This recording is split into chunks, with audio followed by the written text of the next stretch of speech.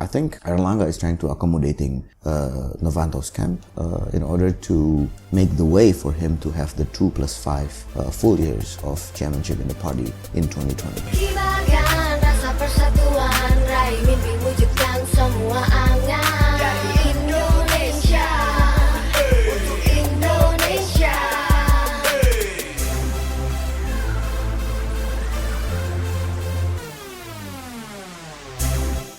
Welcome to Indonesia in Depth. This is Arif Budiman with my colleague here, Sean Corrigan. What is the topic that we will discussing today, Sean? There's a lot going on this week in Jakarta. Senior Golkar member Bambang Soesatyo was appointed as Speaker of the House on Monday, January 15th. And we're getting a lot of questions about this topic at our Lexico Indonesia office here in Jakarta. And I think for today, let's cover the Speaker of the House, Bambang Soesatyo. Okay, that's an interesting topic because Bambang Soesatyo is the 4th Speaker of the House for the past 3 years in Indonesian Parliament. So 4 speakers and 3 years. That sounds like way too many. How come? Yeah, because the first speaker come to office in 2014 after the election, and it was held by Setia Novanto at that time. And then a year after his speakership, he was tied up with a scandal that pushed him to resign from his position as a speaker. And then he got replaced by another Golkar politician named Ade Komarudin. And then, not long after Ade held the position, the Golkar party held the National Party Congress, and then Setia Novanto, who was the former speaker, became the chairman of the party. And then at his political power, he made himself back to the Speaker of the House, ousting Ade Komarudin. But now, Setia Novanto then dismissed from his chairmanship and the speakership in the parliament. So once again, there are issues with Setia Novanto. Just to provide some background, Setia Novanto was the former chairman of Golkar and also the Speaker of Parliament. He has been indicted by the Corruption Eradication Commission, also known as the KPK. He is a suspect in a mega corruption case involving the National Electronic Identification Card scandal, or E03 as it's called here. And he is speculated to have been the mastermind behind the deal. Novanto is being detained as he faces trial at the moment. And the Speaker's seat has been vacant since December. So it's been finally filled for this new session in Parliament. Mm-hmm. And the new Golkar chairman, Elang, is the one who he used his discretion to appoint the new speaker to replace Novanto. So Golkar put the new speaker in. Mm-hmm. Why were they allowed to decide who was going to become the new speaker? Why wasn't the government coalition deciding, or why was it just one party? Let's provide some background. Yeah, in 2014, there's a law that governs the parliament, or we call it here the law on legislative institution in Indonesia. According to the law, all positions in the parliament, including the speaker and 4 deputy speakers, and then chair of commissions, deputy chairs of commissions, appointed in a consensual way among the political parties on the parliament. And since the beginning of the administration, as a result of the election, if the consensus at that time agreed that, for example, the position of speaker is for Golkar, then Golkar is for the next 5 years in that period of administration before the next election, is having the full authority to replace the speaker. So that's why Golkar, quote unquote, owned that position. Just as a reminder, so in 2014, the top 5 political parties were PDIP coming in first. Second was the Golkar Party. Third was the Gerindra Party. Fourth was the Democrat Party. And fifth was the National Awakening Party, or PKB. Well, it may sound obvious as to what the speakers of the House role, but just as a reminder as well for our listeners, could you explain a little bit about the important role of the Speaker of the House, Sean? The position of the House Speaker, of course, is very strategic in determining the legislative agenda, things like the state budget, and of course providing oversight for the government. But at the same time, it's a very sensitive position, because the speaker is not the chairman or president or the boss of the legislative body, actually, but it's a sort of a position where he's the collective leader together with 4 other deputy speakers of the House. So he has to build a coordinating role among 10 other factions and among 10 political parties who have seats in the House of Representatives. So it's a very big machine, it's very complicated, and it's sort of a balancing act to get anything done there. Sometimes they don't get anything done, as we saw in the last session, but that's another episode. Let's go over some of the considerations that the Golkar Party Chairman Erlangga had when deciding on the new speaker and who will replace Novanto. Well, the story behind it is really interesting. I mean, Erlangga's responsibility as the chairman of Golkar is quite heavy in terms of determining the position of the Speaker of the House, because the predecessor loaded with negative image and had, strongly influences the position of the party in public, which have direct impact for the 2019 election to come. So the speaker is absolutely required to have the ability as a consensus builder amid the interests of each faction. That is divided into three groups, namely supporters of the government, which is the coalition, and then the opposition, and then the last one is the neutral faction, which is the democratic faction chaired by former President Yudhoyono. The political stability of President Jokowi's administration will be greatly influenced by the political mood of each faction in the DPR or in the parliament, and often the mood of the party faction supporting the government or the coalition itself is often swings in supporting president's policy. Sometimes they also criticizing hardly the president's policy. This is very important because Jokowi's term is just less than 2 years away now. The public will see whether in the rest of the Jokowi's government is able to complete his commitment without any significant political turbulence from the parliament, and the speaker need to maintain the course of the coalition parties, and whereas Golkar is part of it. So, in addition to the legislative political stability and party reputation, Golkar party reputation, the speaker's party, the new Speaker of the House is required to improve the performance of the House of Representatives in get things done in the legislative agenda, and the poor performance of the House in public perspective, definitely. And especially entering the campaign season, which often regarded as quote-unquote fair if the parliament performance is increasingly decreases. Talk a little bit about some of the political considerations that the Golkar Party Chairman Erlangga had to factor in when deciding on the new House Speaker, and why he chose Bambang Soesatyo, and also how rather than cleaning house of the former chairman Setia Novanto's faction, Erlangga decided actually to bring those people in instead. First of all, Erlangga needs to accommodate Novanto factions in particular, because he wants to have, in my analysis, I believe he wants to keep his leadership in the party, as I mentioned, 2+5. Means that in one period of leadership of a chairman in Golkar, usually five years, that is one full term.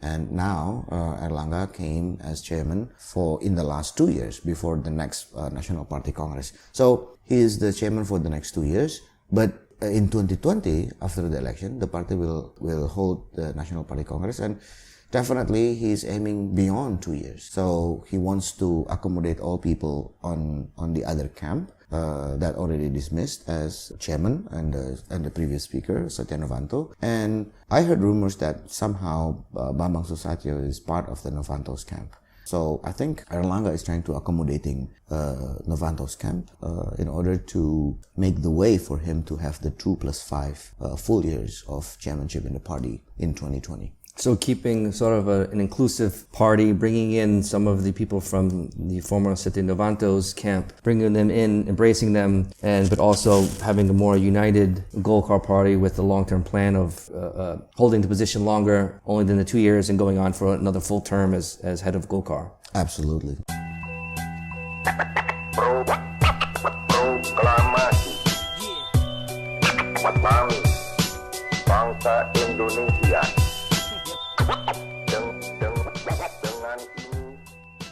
Some of Soesatyo's peers in parliament say he has a unique personality at times and has a different approach to communicating, doesn't he? Bambang Soesatyo, he also known as how to say it. He's a funky person, you know.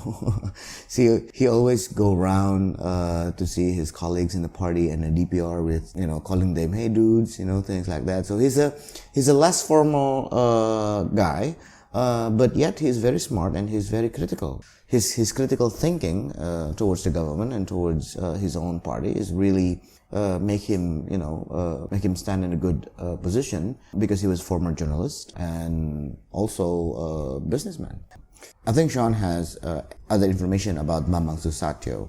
Some background on Soesatyo: he was a prominent young Golkar party leader and is known by his peers to be a skillful communicator among party members, as well as when leading commission hearings in the House.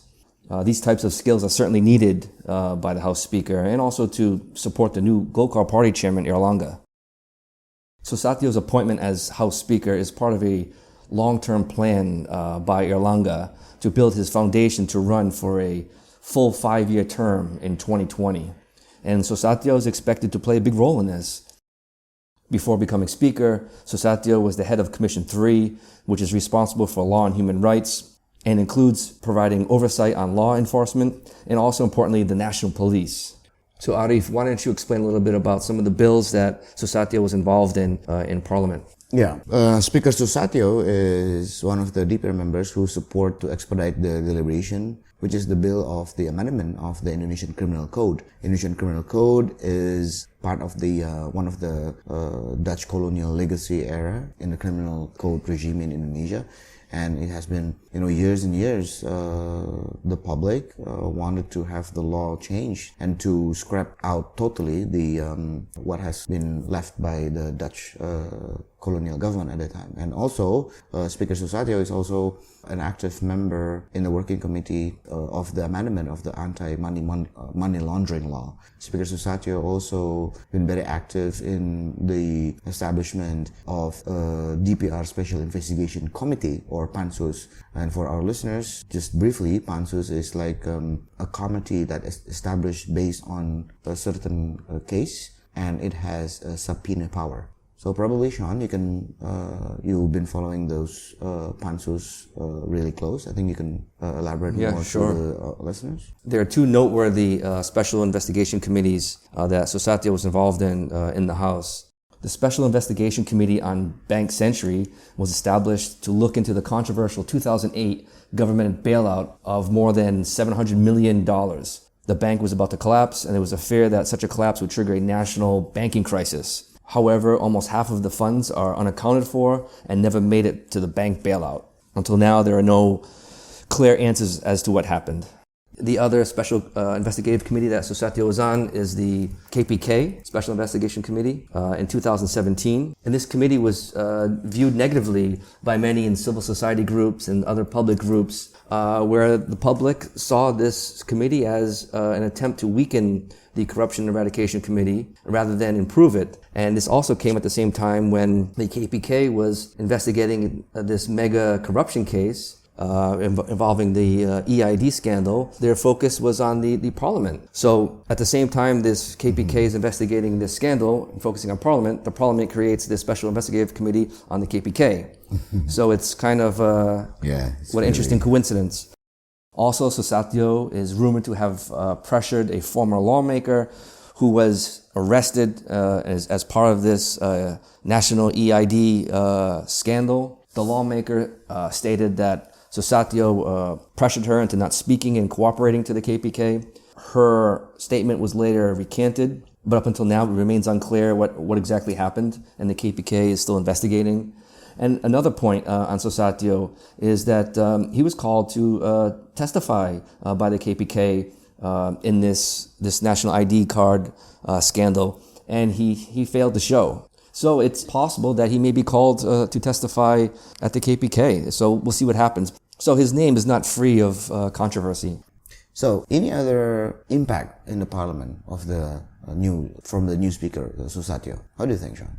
Well, I think from the people I've been speaking to in the parliament that for this past year or so, especially this past year, with the cloud hanging over the former speaker, Setia Novanto, it really made an impact in Parliament and slowing things down, especially at the commission level. And now there's clarity with Setia Novanto is gone from the seat. They have a new speaker, so they have a leader now in Parliament. So I think it'll provide clarity and improve things. It's still going to be quite difficult, though, to improve the performance of Parliament.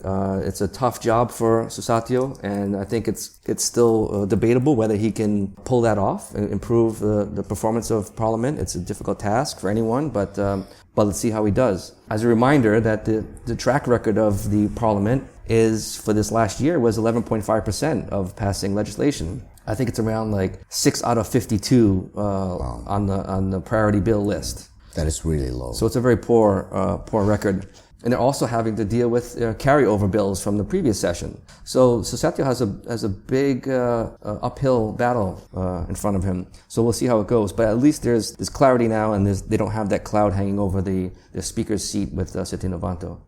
So we've discussed the internal dynamics of the Golkar party with the Soesatyo appointment. We provided some background on the considerations behind the decision to appoint him. What we haven't discussed is the relationship between Soesatyo and President Widodo. And I think this is really important for obvious reasons. What is the relationship between Soesatyo and the president? Do they have a relationship? Is it a good relationship? Do they have problems? Let's talk about that. Yeah, I think as long as on the public record, there's no special political working relations between Speaker Soesatyo before he was speaker and President Widodo or President Jokowi. The only thing that we can read is that back in 2015, it was 2 years ago, before Golkar joined as a coalition, as member of the coalition of the President Jokowi, at a public event where President Jokowi had his keynote speech. Before he started to read the speech, he's saying to everyone on that event, which also attended by many parliamentarians, and Bambang Soesatyo at that time was one among the crowd, and the president mentioned in front of the stage that I saw Mr. Bambang Soesatyo is one among us here, and he's been really criticizing the government, and I really remember him as one of the parliamentarians that often to throw critiques to my administration, and everybody was laughing at that time. And then President Jokowi said that, well, that's the job as lawmakers, as parliamentarians.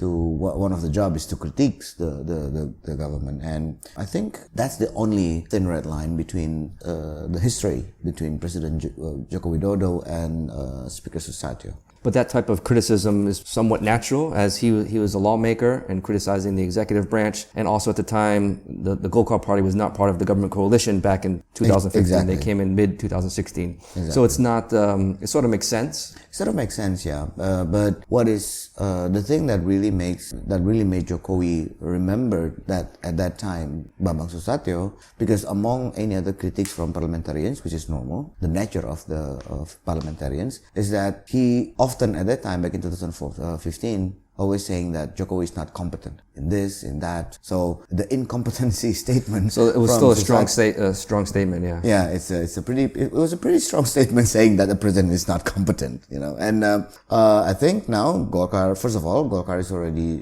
become one of the member of Jokowi's coalition. I don't think I don't think that record back in 2 years ago is a problem between Speaker Soesatyo and President Jokowi.